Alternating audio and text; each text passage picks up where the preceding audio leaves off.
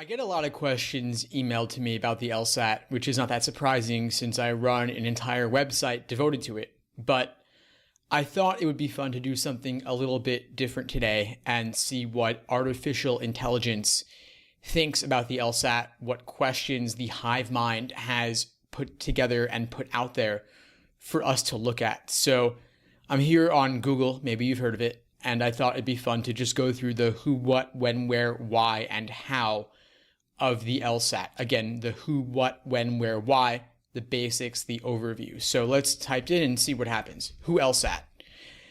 LSAT, who can take it?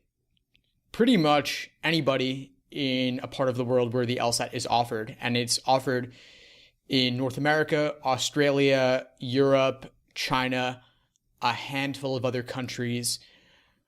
I know that it's used for admission to law schools in North America, to law schools in Australia, India, a little bit in China. There's also the common law admission test, which is a competitor to the LSAT in certain countries overseas. But if you're applying to law school, at least in North America, then you will almost certainly be taking it, and you will have the opportunity to take it several times a year. Who writes LSAT questions? Who makes LSAT questions?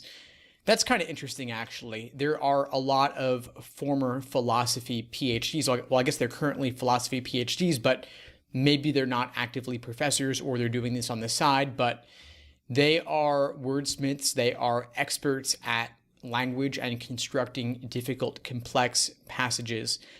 I actually am friends with a former writer of actual LSAT questions. He doesn't do it anymore, but that allows him a certain freedom to speak about the question writing process. And I've conducted a series of interviews with him that I will link to below this video if you'd like to hear what he has to say directly from him. So that's who LSAT. Let's see, next is what LSAT. What LSAT score do I need for a wide variety of law schools? Well, it varies, of course, and nobody really knows exactly what score you will need. In part, that comes down to what your GPA is and what your academic record is like. There's also your letters of recommendation, your personal statement, but yes, of course, the LSAT score is the biggest factor. LSAC has a handy tool that will show you how you stack up with different LSATs and GPAs relative to the median of entering classes, as well as the 25th and 75th percentile scores. There's also lawschoolnumbers.com, which has student submitted information. It's not vetted or anything, but most people probably aren't lying on there. So that those sites should answer your questions about what score you need. Ultimately, of course, the higher the better. If you're shooting for top 14, you ideally want in the 170s, although the high 160s might do it too. Next, let's look at where LSAT. Where to start?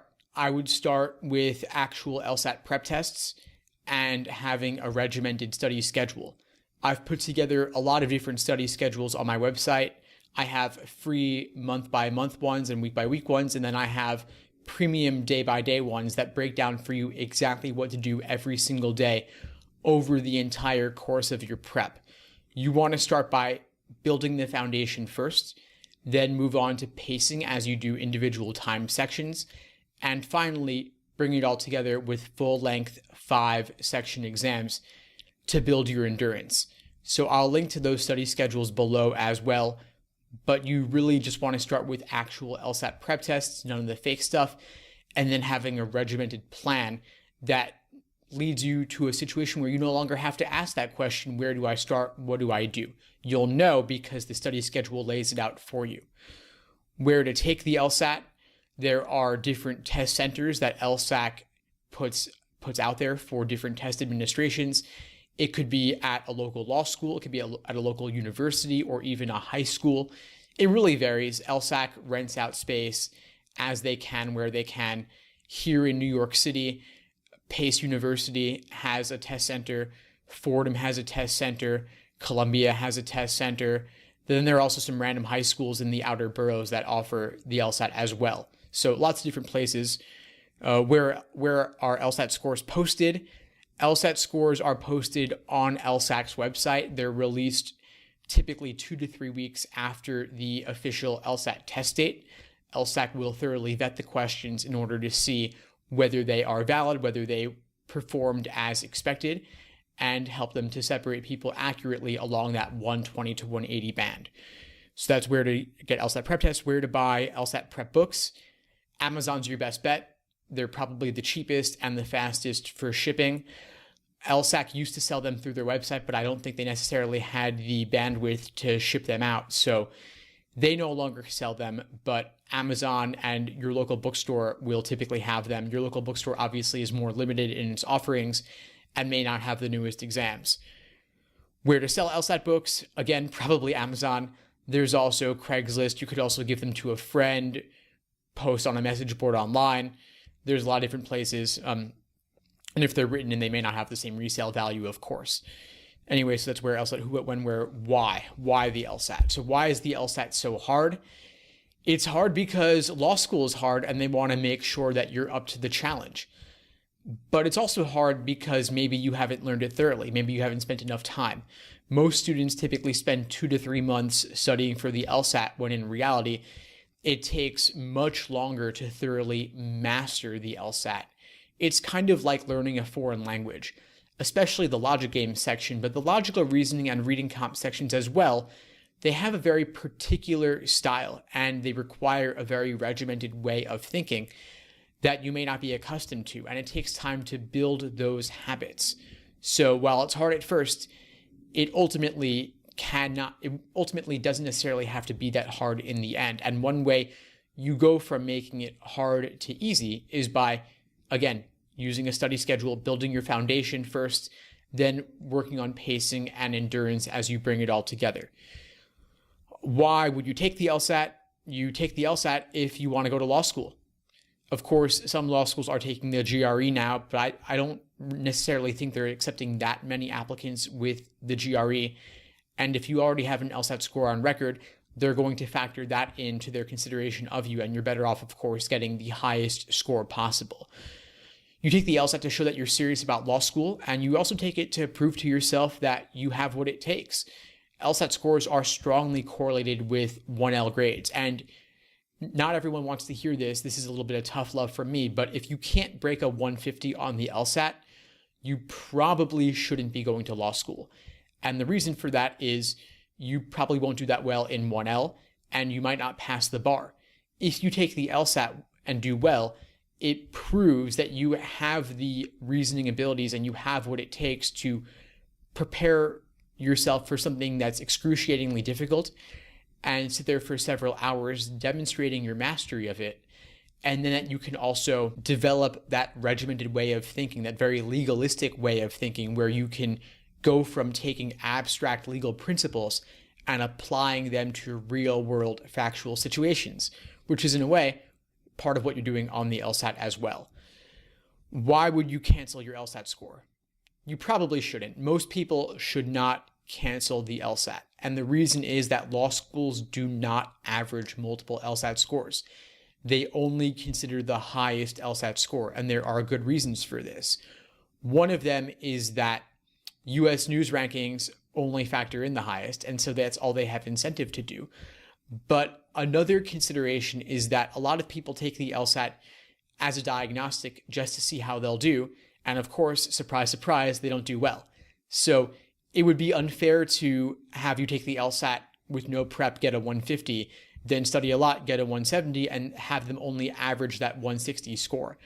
A lot of pre-law advisors are under the misconception that law schools still average multiple scores when they haven't done so for over 10 years now, and they give that outdated bad advice to current applicants, and it would be unfair to penalize them. So law schools don't average multiple scores, and the only reason you would really ever want to cancel is if something went astronomically wrong on test day, something totally out of the blue, like the fire alarm went off, the person behind you puked on you or something, or you just totally fumbled. But if you maybe just had some more trouble than average, or maybe got a game wrong or a passage wrong, that isn't necessarily sufficient reason to cancel your score. So I would really recommend against it in most cases. Why are logic games on the LSAT? I honestly don't know why they're on the LSAT. I think that LSAC, over a period of several decades, starting in 1948, they experimented with a wide variety of formats for the exam and ultimately settled on this one. But I think this current formulation of the LSAT that started in 1991 has merit. A lot of it involves making deductions, making inferences, and testing what you actually can logically derive from a set of facts versus what you might assume unwarranted about that set of facts based upon that set of facts. And logical reasoning and reading comp sections, of course, involve more language, and maybe they appear to be more similar to what law school and the practice of law will actually be like than the games section. But I think the games section, in a way, adds something unique. A lot of times we take abstract text and we summarize it. We might even form diagrams or symbols based on that text just to boil it down for ourselves. And logic games give us a very concrete situation where we can do that. In law school, you'll often be dealing with real-world situations that involve a variety of different actors, and your job is to see how they all interact with each other, how you deal with all those moving pieces. And I think that logic games relate a lot to that. So that's the why. But when we're why, how? How is the last one. How long is the LSAT? It's about 3 to 4 hours altogether based on how long they take to get everything set up. You're dealing with 5 35-minute sections. And of course, you could do the math putting all that together. Then there also is the writing sample and the break. So that is a minimum of how long you'll be there. But you'll also have a half hour or so to bubble in basics like your name and your address. So that also takes some time. And then if the proctors don't know what they're doing or they can't find the booklets or something, believe it or not, this actually happens, then you'll be there even longer. So all said and done, you might be there for maybe 4 hours on average. So I would definitely eat a good sized meal beforehand. Typically it's offered in the morning, so you'd be eating breakfast beforehand. Don't eat so much that you're going to fall into a food coma, but also don't eat so little that you'll be hungry.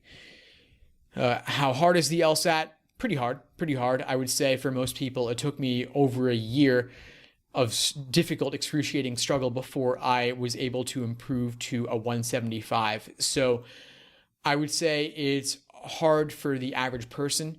There are a handful of natural born geniuses out there who just look at it and get in the 170s off the bat.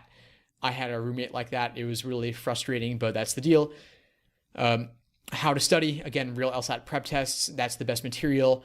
And then struggling with the problems on your own, resorting to explanations only as a last resort, and really just putting in the time using a regimented study plan. How long to study? Most people spend 2 to 3 months.